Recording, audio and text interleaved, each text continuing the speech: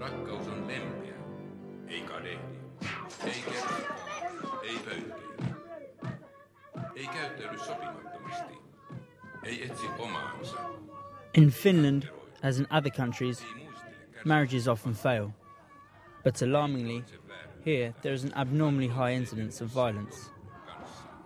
This video encourages women to cry out. A few months ago, a women's helpline was set up. There's been a concerted drive by police in recent months, but the lives of so many women have already been blighted. We accompany a patrol in the Malmi quarter, one of Helsinki's problem zones. Family trauma is all over. As nightfall approaches, the patrol's work begins. Communication breakdowns here are often compensated for by the bottle. Over recent years, the law has been tightened up against violent husbands, but neither slowly changing social attitudes nor the police seem to have been having any effect against the rising tide of domestic violence. Husbands are ordered to leave their homes, or wives are ordered to move into women's houses, but the problems remain. Lack of communication continues and laws remain ineffective. These police photos show some of the gruesome reality.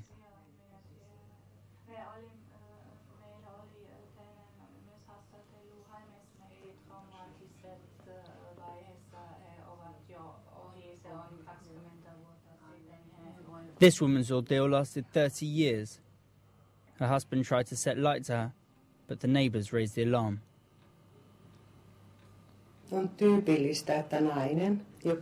It may sound strange, but many of the women who come here blame themselves. It was their fault, because they didn't bring the dinner in on time or didn't want to have sex.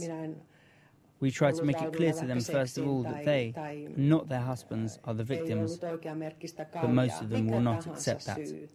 Niin on naisen mielestä syy siihen, että häntä voi pahoinpidellä. Forced intercourse is prevalent throughout all layers of society in Finland, but it is difficult for women to tell anybody.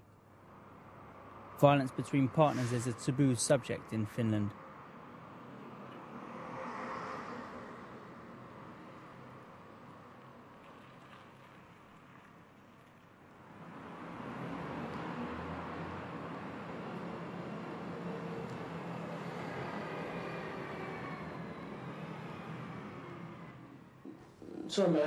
Families in Finland are completely insular. Privacy is sacred.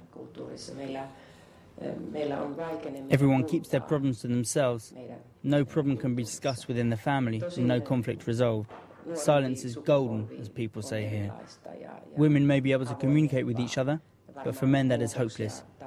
The situation is slightly better amongst the younger generation. Rauni Kortesami went through all the options: psychiatric treatment, refuge at the women's housing with her children, and crisis consultations.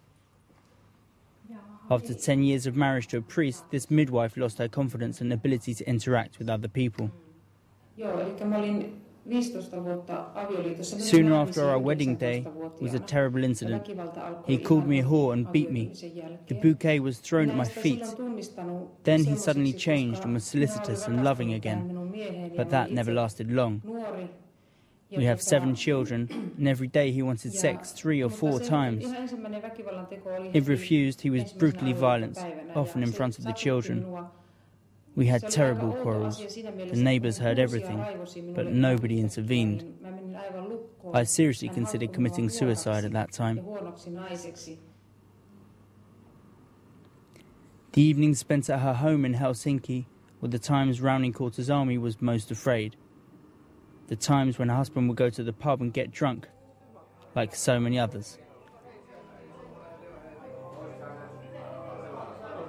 This pub in Malmi, a working quarter in Helsinki, is not an area populated by the wealthy or privileged. However, it is full almost every night, despite the horrendous price of alcohol.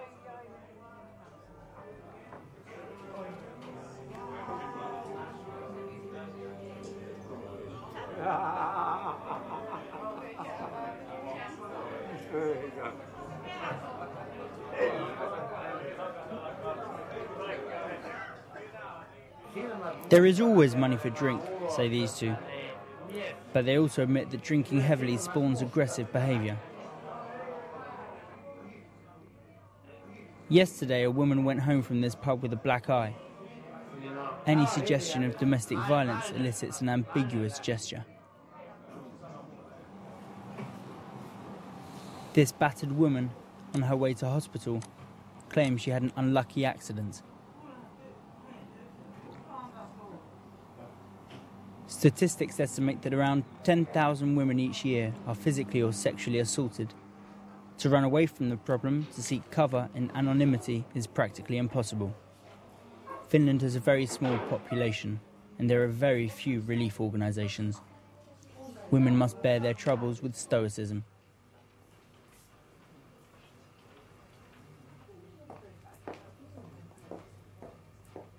One way why Finnish men or Finnish women might be so strong is that they have learned to manage alone in case it's needed. And the other reason might be that the strong women make the men unsure about their role. It's difficult to know how to be a good man in a Finnish society nowadays. You should be hard on the other hand, you should be a soft father on the other hand, you don't know what to be a good husband and boyfriend.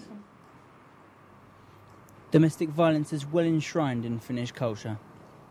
Children see their mothers being hit or humiliated and no one reacting, and so the problems are handed down from generation to generation. But the breakdown of the patriarchal system has left many men in the cold. Unused to being challenged by their wives and children, increasing frustration is creeping in.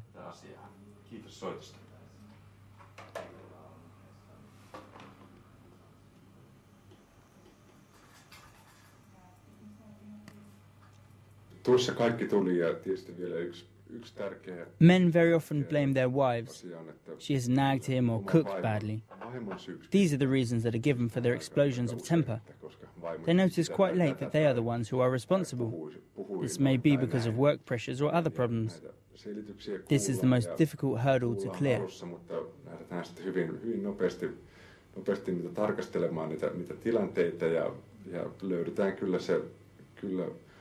Se, että miehillä on oma vastuunsa sitä väkivallan käytöstään. This was the hurdle that Helena Rikkonenen's ex-husband could not negotiate. He was pathologically jealous and used to shove her against the wall whenever she looked at someone else or came home a few minutes late.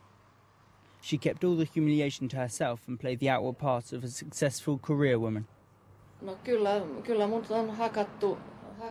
Rape was a kind of cruel game that my husband played, which was nearly as bad as a psychological humiliation. He was constantly unfaithful.